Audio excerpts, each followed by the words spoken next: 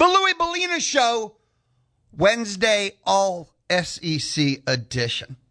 Let me share with you, it's called the Blueprint. I didn't come up with that.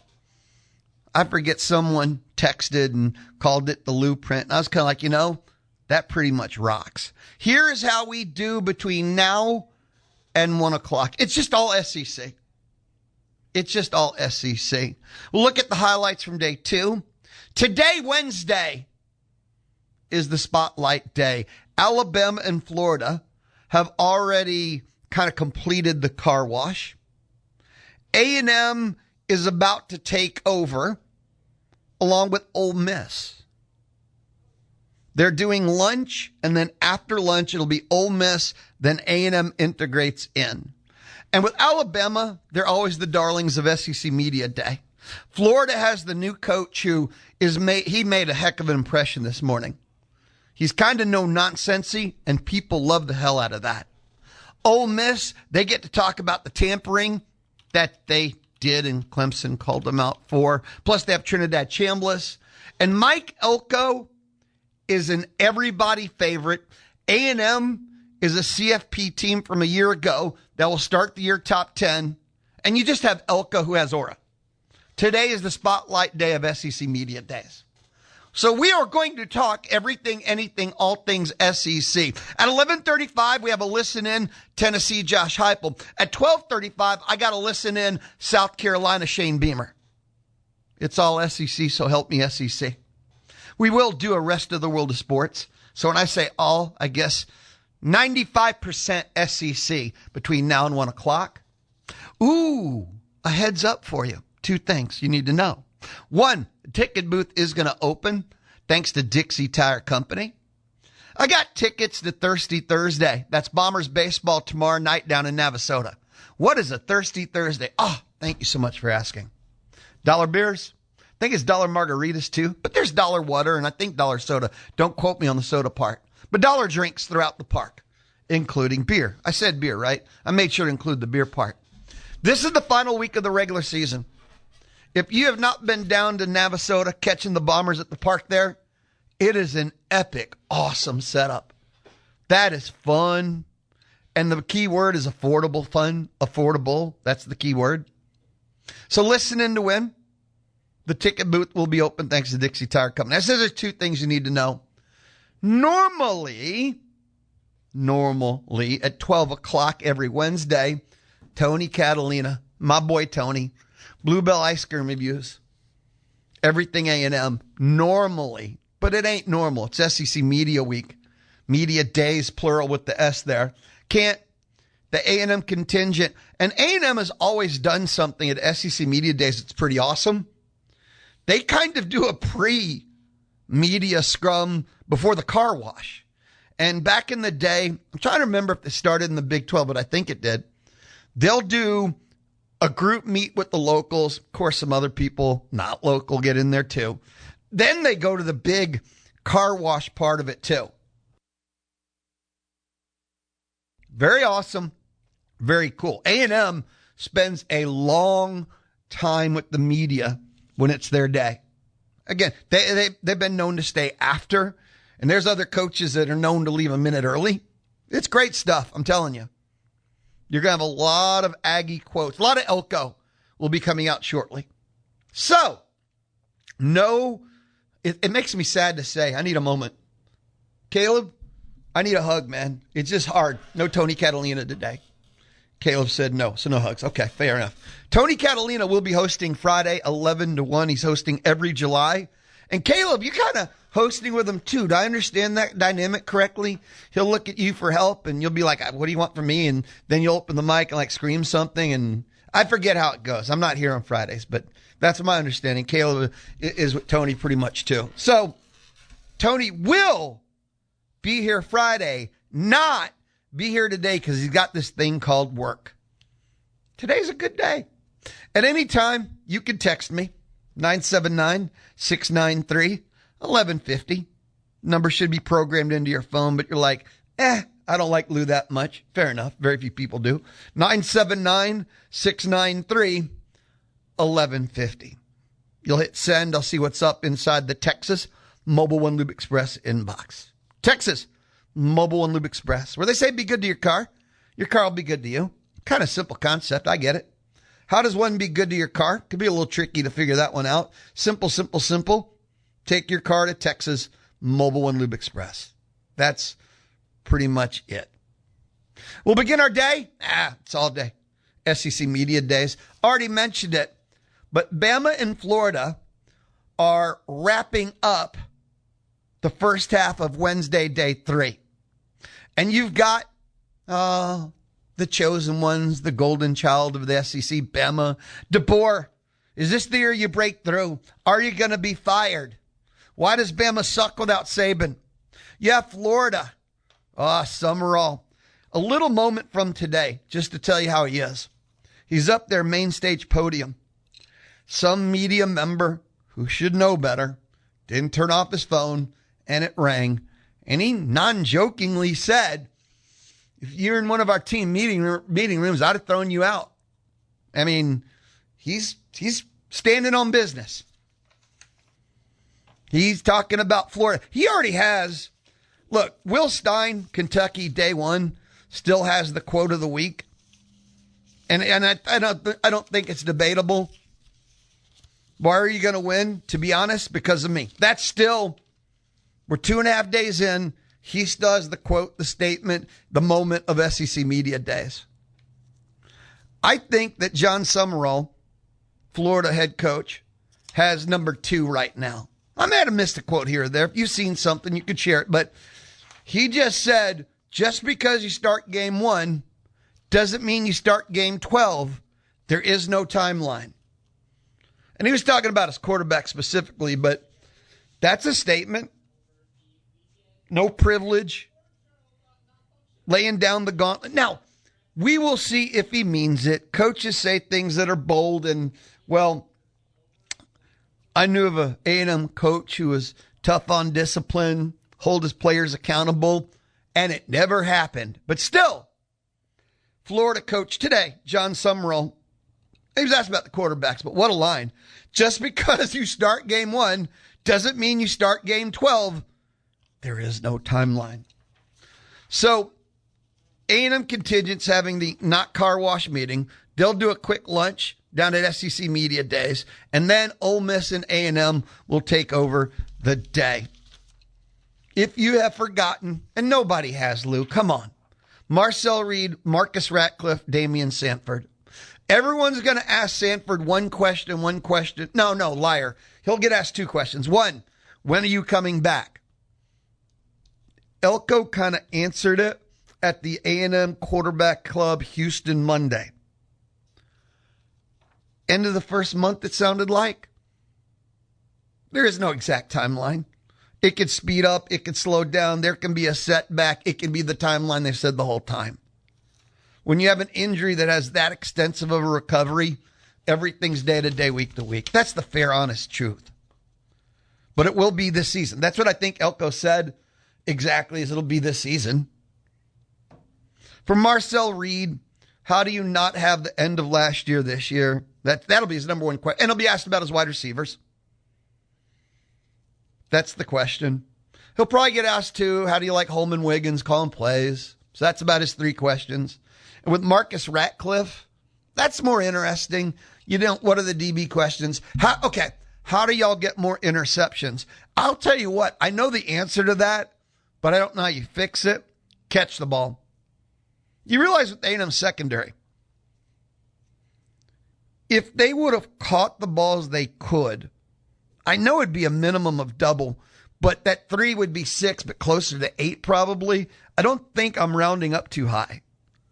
And it would be a different perspective if they had the 7-8 versus 3. Just catch the ones they could. Because the lack of INTs was not due to a lack of coverage. It was a lack of catching the damn ball, right? And how do you fix that? Are there drills? Because I don't remember a lot of guys playing for the first time last year where you go, they'll just grow into it. They'll learn to catch the ball. So I don't know if it's drills. Catch the ball. And they'll get more INTs because they had opportunity. A&M contingent, Marcel Reed, Damian Sanford, Marcus Ratcliffe. And I think they're about to currently doing the before, after lunch, A&M time. So if anything starts cracking before we're out here at 1, I'll start sharing notes. Tomorrow on the Louie Bellina Show, presented by CC Electric. I don't want to say all A&M.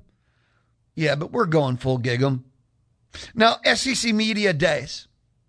Kirby Smart has taken over the Nick Saban role. What is that? Kind of states the coaches' agendas. Sure, not all coaches. He definitely has his. I read about the Georgia. He said, because they want to win another national championship. Well, that's a revelation, right? The last one was 23. Last 2 years, they've had that exit. They're back-to-back SEC champs. They're going to attempt to be the first team to win 3 state SEC titles since Bama did it in 14, 15, 16. Last time Georgia did it was 81, 82. But yet, and this is a product of the current format of college football, we're back-to-back SEC titles. And if it's just me, it's just me. But back-to-back SEC titles feels like an afterthought. Somehow it feels like, that's nice. That's fine. But somehow it doesn't feel like that big of an accomplishment. Because winning an SEC title does not feel like a bigger deal than making the CFP. And you don't have to win a conference title to make the CFP. But it's a bigger deal to make the CFP. True or false? You agree or disagree? It's a bigger deal to make the CFP than win a conference title. At the end of the year, when the smoke clears. Now, you should normally, unless you're from the freaking ACC, do both, right? If you win the conference title, you'll be in the CFP. Therefore, you don't have to choose between the two. But at the end of the year, for you as a fan, for me as a fan, what would you talk about? What's the first thing you're going to say? Yeah, we went to the CFP last year. Or are you going to say, yeah, we won the conference title last year. Oh, yeah, and we went to the CFP. You're going to say, we went to the college football playoff. That's what you're going to say. And maybe mention the conference title down the road. That's the reality of the world we live in. But for Georgia, Kirby Smart, they need to get explosive and bigger. That's his quote. That's his thought. And that's in the playoff. They want to play better and bigger and be more explosive. The more explosive thing is real.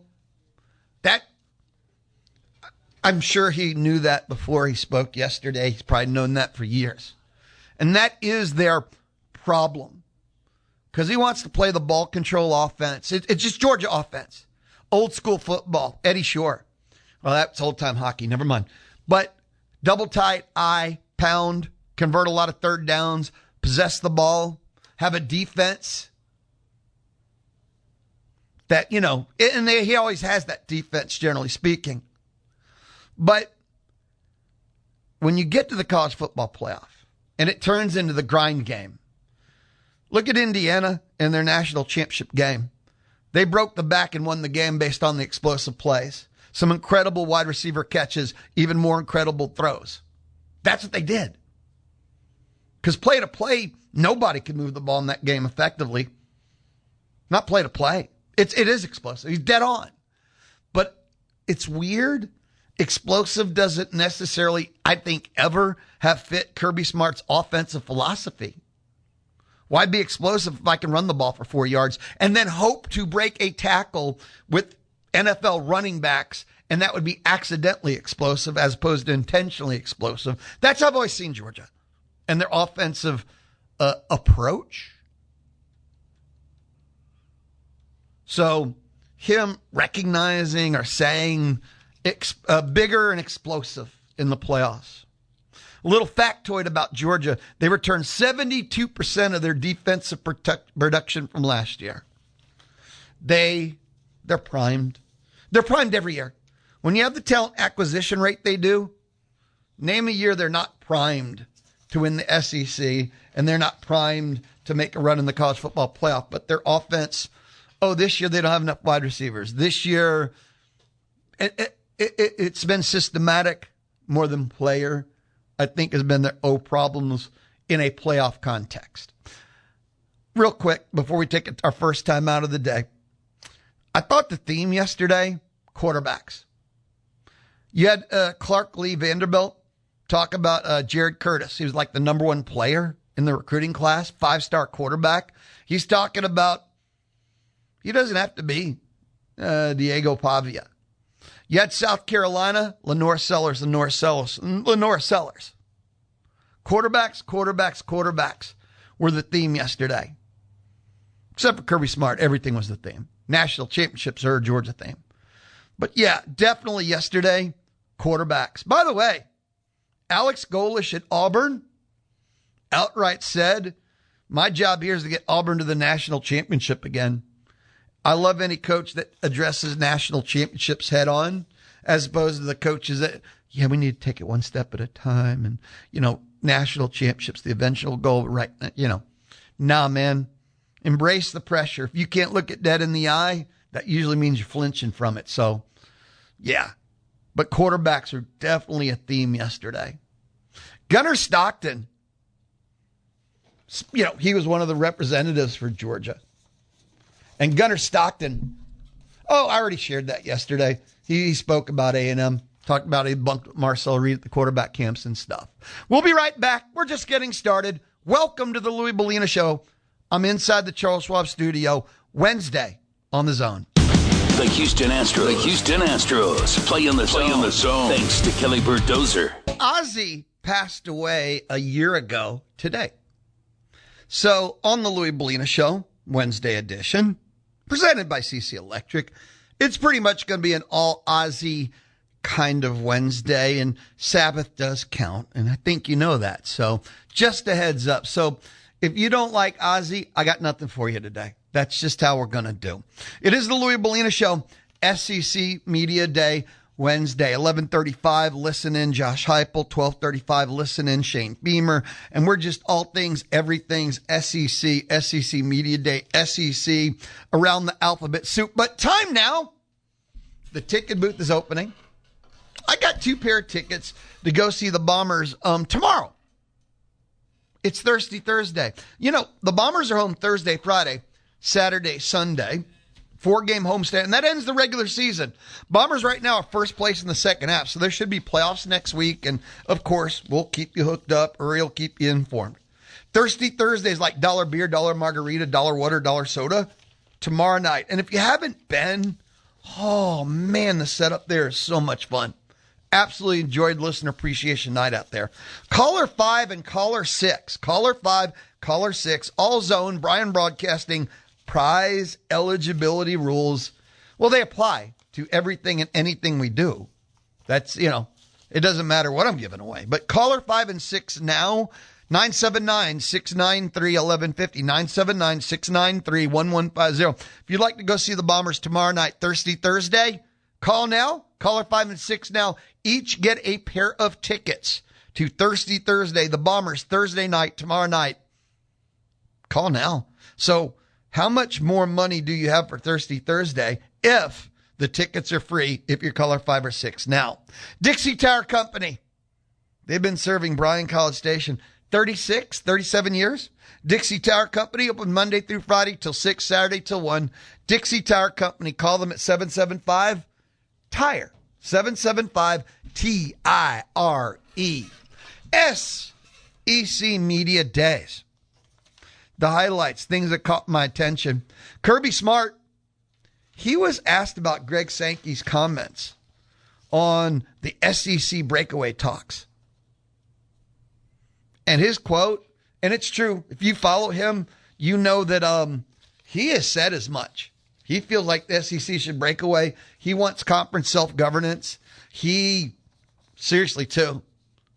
He's been like, I think 2 years is kind of the min. And here's his one sentence quote. Yeah, I've actually been there for a long time. He didn't have to embellish, explain, and he has been there for a long time. I was thinking there's about 3 different options if they were to break away. I don't know how they do it unless they completely break away. There's a danger because we think football, you and I, but breaking away, what about the other sports? The SEC won 13 national championships in sports other than football. If they break away, it's not like the NCAA is like, oh yeah, basketball can be in the NCAA tournament. Baseball can go to Omaha. Softball can go to Oklahoma City.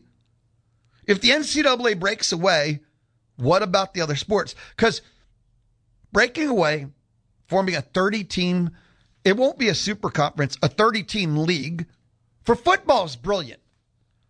What about every other NCAA sport? Because the NCAA is not going to go, cool, we'll keep the rest of them.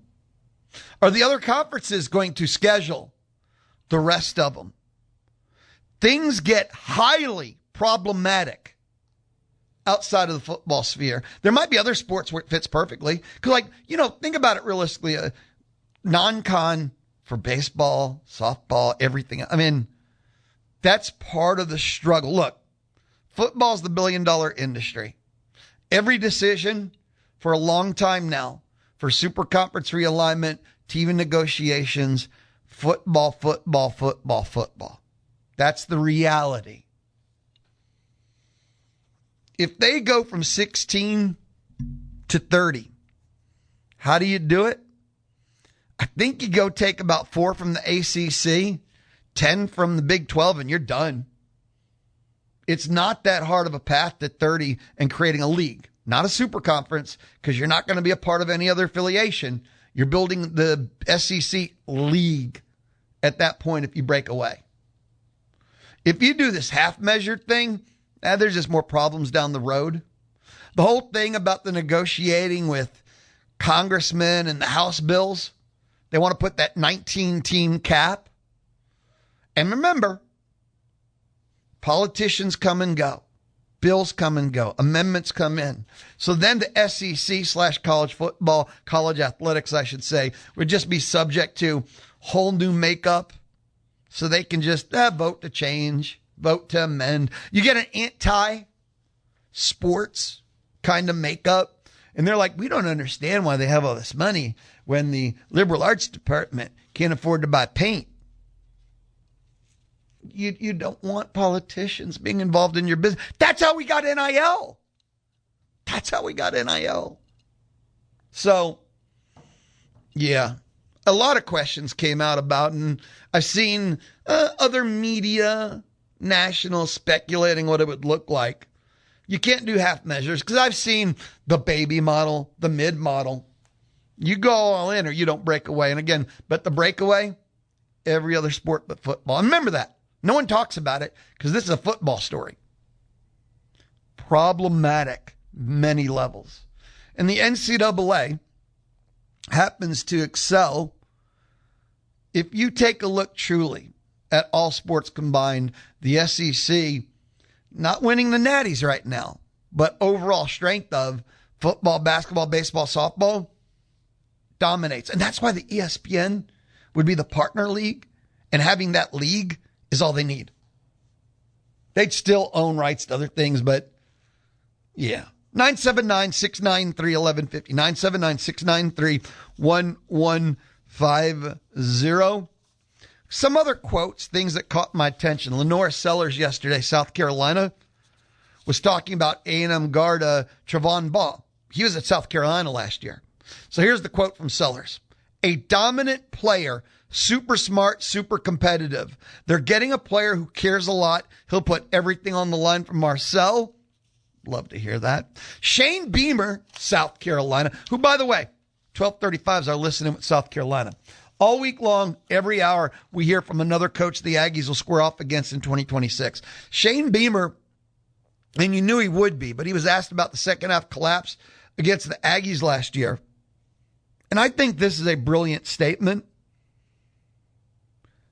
When the Aggies collapsed second half against UCLA, Kevin Sumlin, this is exactly how I felt. But this is what Shane Beamer said. I think you give them an amazing amount of credit. Ultimately, that's on me. We need to be better this year when they come to Columbia. Now, you always focus on the team that made the comeback. But when you look at the team that allowed the comeback, you can point to by 5 to 10 things they did during the comeback. If they would have done any one, the other team never had a chance. Now, the team that came back also had to do 10 things. That's the thing about these miracles, these historic, epic level, call them comebacks or collapses. It depends on what jersey you wear, right? It's both. I prefer people who take responsibility versus forfeit. And Shane Beamer versus what A&M did was incredible, said, I could have prevented it. I always want the people that take responsibility because you can fix that. Blaming other people? Nah, no learning, no growth, no chance effectively. So Beamer, I think you give them an amazing amount of credit. Ultimately, that's on me. We need to be better this year when they come to Columbia. They asked Vanderbilt head coach Clark Lee about Mike Elko. The two of them were together at Bowling Green, right? Simple. He's as smart as any coach I've been around.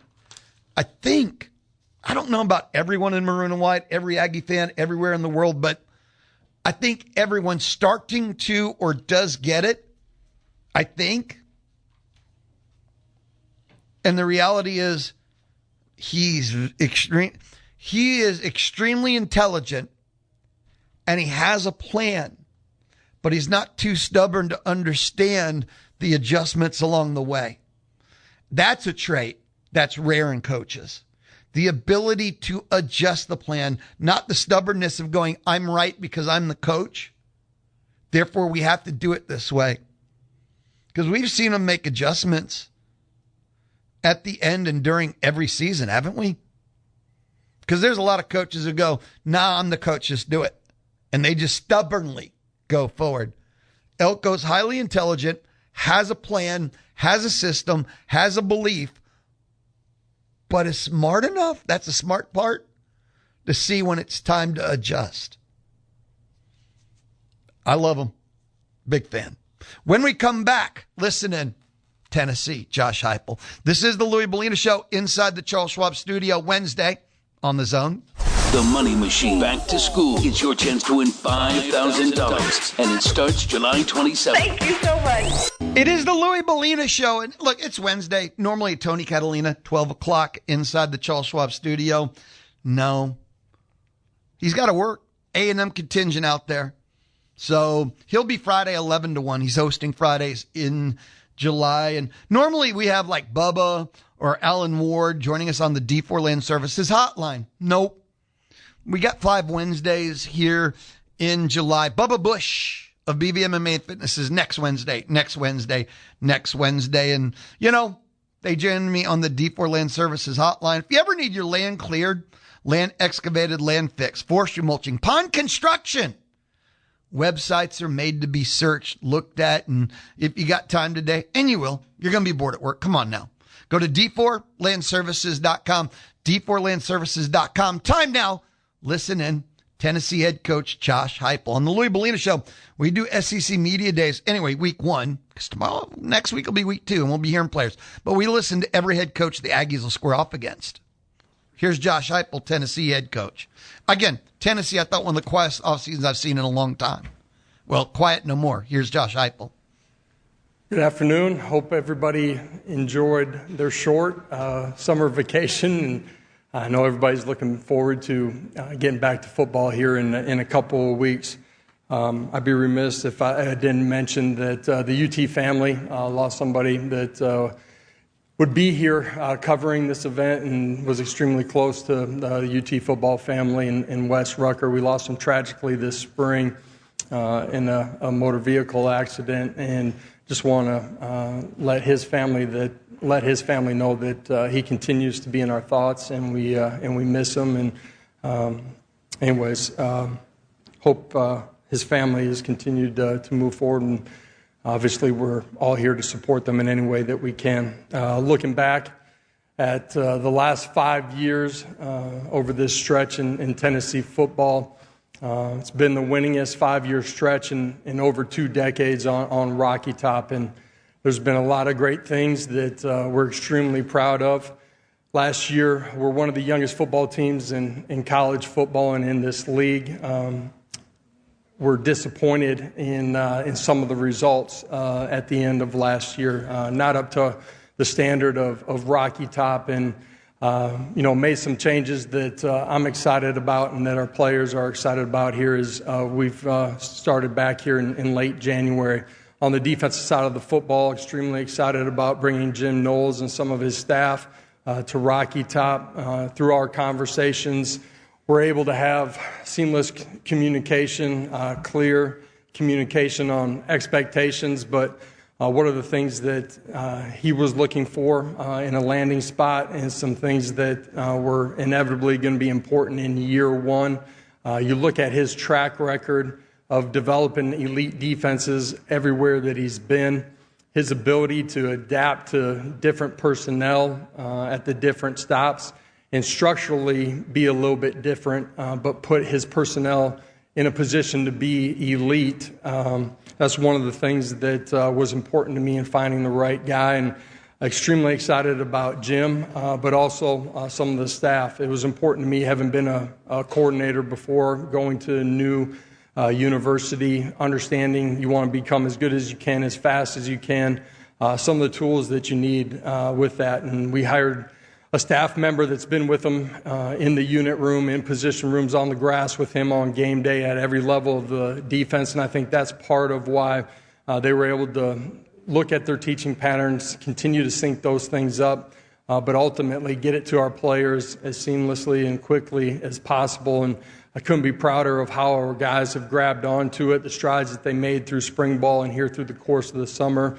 and extremely excited about getting on the grass with those guys here in a couple of weeks as we start getting ready for kickoff in September. Jim's got a great track record of developing elite defenses. His mind on game day, being able to make subtle adjustments. Really excited that we have him leading that side of the football. And we also made a change on the sports performance side. Derek Owings, a few hours after winning a national title, came to Rocky Top, got started with our guys the following day here in our off-season program. It's been a seamless transition. Our guys have grabbed onto it, bought into it, and that's why they've seen the changes that they have in their speed, power, acceleration, and our guys have great trust in him. Offensively, we're coming off another year where we were top 10 in the country in scoring, total yards, and passing offense, and did that with a quarterback that got to us in early June. Schematically last year, some of you guys may have recognized we were a little bit different, more pro spacing, pro style in some of our concepts. Really excited about the growth. It's our job as coaches to continue to put our guys in the best position to be successful, and really proud of what our staff has done and what we'll do this year. But our identity has always been and always will be our run game. 5 straight years we've rushed for over 2,000 yards offensively. First time that's been done since the late 80s and early 90s on Rocky Top. The 3 past seasons, we've had 3 different 1,000-yard rushers, the only team in the SEC to do that. You guys are going to have an opportunity to meet Deshaun Bishop, who's a tremendous leader and a tremendous player here today. I know much is going to be made about our quarterback situation as we come in, starting our 5th different quarterback in 5 years. We've done that historically. At some point, I'm going to have the opportunity to come back here with a returning starter at quarterback, but 7 out of the last 9 years, we've had a different starting quarterback, and 7 out of the last 9 years, we've been top 10 in the country in scoring. We're going to have a guy that's ready to go compete and play at a championship level. Whenever you start a young quarterback, I think it's important that the other guys around him play at an extremely high level. And we have a lot of guys that are coming back on the offensive line in the skill positions that will put those guys in a great position to go do their jobs. But it's really important that you tie everything together, special teams and defensively as well. So great thing is those 2 guys are going to have an opportunity to go earn it in front of their peers. We're going to let the quarterback competition play out here during the course of training camp. I think it's important that that guy, just like everybody else, has to earn it in front of their peers. It's an exciting time to be a Tennessee Vol. This month, we launched a 10-year initiative with Adidas to make us the flagship partner for them. They have been cutting edge in everything from creative branding to NIL and apparel, and our players have really enjoyed that partnership as we've kicked that off here at the beginning of July. It's a great time to be a fan. We have the best fans inside of college sports. I think the fact that we have over 30,000 names on the season ticket waiting list is a great example of that. I can't wait to get to Neyland with the home schedule that we have here and get an opportunity to go compete with them.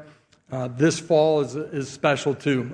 It marks the 100th anniversary since General Neyland became the head coach of our program in 1926. 100 years later, his maxims still are a cornerstone of our football program. We're excited about seeing our fans in Neyland extremely soon. And with that, I'll open it up for questions.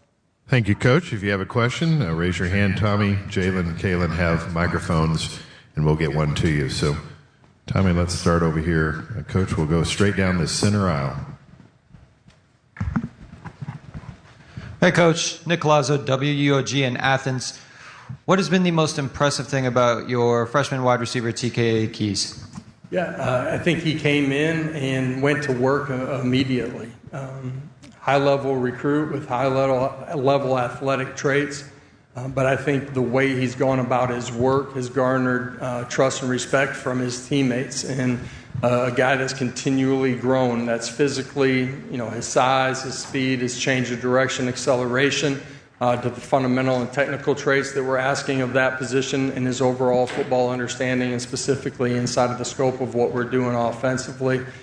Tremendous athlete that competes at a really high level, and really excited that we get an opportunity to go compete and get better during the course of training camp. Okay, Coach, we'll go over to our right-hand side, second row on the far aisle. Hey, Coach, Whitman Clark from Tide 100.9. Given that whoever will be your starter this year will be facing some experience concerns, whether it's a true freshman or a redshirt freshman, how confident are you that they'll be able to adapt to your high-powered, complex offense that you mentioned has finished top 10 numerous times in the last several years? We've played freshman quarterback in my history. 4 or 5 of those guys started as freshmen or redshirt freshmen, and at the end of the day, the players got to go learn it, earn it, and they got to compete for it every single day. I do think it's really important that the guys around him function and play at a really high level to limit, the negative opportunities or, the adverse situations that a quarterback can be put in. They got to learn how to take care of the football first and foremost, but you got to play on a competitive edge and allow your playmakers to go make plays as well. And the beauty of the game with your quarterback is each one of them's a little bit different. They're the artists. You got to hand them the paintbrush and let them go paint it. We'll go in the section right in front of me, over here on the left aisle. Hey, Josh. Hey, Hank South with On Texas Football. With your history at Oklahoma playing and coaching, looking forward to this season opening SEC play, is there any extra eagerness on your part or the team's part to welcome Texas into Neyland and face them? It's first game of the conference season, important. You want to get off on the right foot. Ton of respect for University of Texas, and it's a unique game. Peyton, having played here, Arch, currently playing there. So there's a lot of things. I think our fan base is really excited about it. Opponent we haven't played in a long time, and that's part of, the expansion of the SEC footprint, having an opportunity to play these types of games. Which will go on the back, in front of the camera, all the way down the center aisle. Coach Ryan Bardo, Auburn Undercover. Welcome back to the great state of Florida. Thank you. Coach, any advice that you gave to your former OC, Alex Golish, about coaching in the SEC? And how fun is it going to be to see him across the sideline when you guys face off in October? Unique and exciting when you get an opportunity to face somebody, but a lot of their staff were young coaches with us and or guys that played for us at previous stops. And a lot of familiarity. Alex has been in the SEC. He understands, the recruiting landscape inside of it, and extremely proud of Alex, their staff that transitioned from USF, but for the other guys that we've had that have had the opportunity to become head coaches, whether that's in this league or in other leagues. Coach, we're going to go to our right, over on the wall to your right. Coach, Michael Cobble, WBRZ TV in Baton Rouge. You mentioned that previous success with quarterbacks being new to the system. Is there a secret sauce that you developed, whether it's the pace with which you bring them along or catering to their skill sets, et cetera? Well, I think it starts with their skill sets and their work, but having a plan of how we're going to grow them inside of what we're doing. And then I think our staff's ability to adapt to whoever the quarterback is and put him in a position to do things that he's doing at a really high level that he's comfortable with, to put him in a position of comfort, confidence to go out there and play the way that you need to at that position. Okay, we'll go back into the section in front of me, about 3/4 of the way back. Hey, Coach. Chris Marlowe, LouisianaSports.net. You brought in Jim Knowles this offseason. For whatever reason, historically, it takes about a year or two for players to catch on to his coaching and style. How's that gone so far since he's taken over? Yeah, you look back, he's made some jumps in year one. Maybe not to where he ended, where he's number one, number two, number three in the country, in scoring defense, third down defense, whatever it might be, but he's taken some positive jumps. Having been a coordinator and my conversations with him, some of the things that, he faced where he was able to take one off the field guy, but that was it, where you're coaching all of your coaches up in the scheme, also having to get them to buy into the scheme and some of the differences from what they maybe had done previously. Those are major hurdles that you encounter when you're a new coordinator at a new university. I think Jim's ability to continue to adapt to personnel, really important to me in hiring because we have really good personnel and have brought good personnel in. I think the fact that we brought in coaches at every level of the defense that have a true understanding of what he's doing defensively can get it to the players clear and concisely right as we jumped off. I think that's why we started spring ball in a good way, but also why we finished it in a really positive manner and continued growth here throughout the course of the summer. So I think all of those things lend itself to us transitioning extremely quickly. And if you talk to our players, they feel like the teaching patterns of what they're doing, they've been able to grab onto extremely quickly. That is Josh Heupel, Tennessee head football coach. Here on the Louie Bellina Show, week one, every single coach A&M will square off against. On Monday, we'll have to wrap up the last couple of coaches. But all next week will be one player from each team the Aggies will square off against. That's how we do SEC Media Days. Here on the Louie Bellina Show, presented by CC Electric. Free estimates, military and veteran discounts. They do at CC Electric. We'll wrap up hour number one next here on, the Louie Bellina Show. You know this, on The Zone.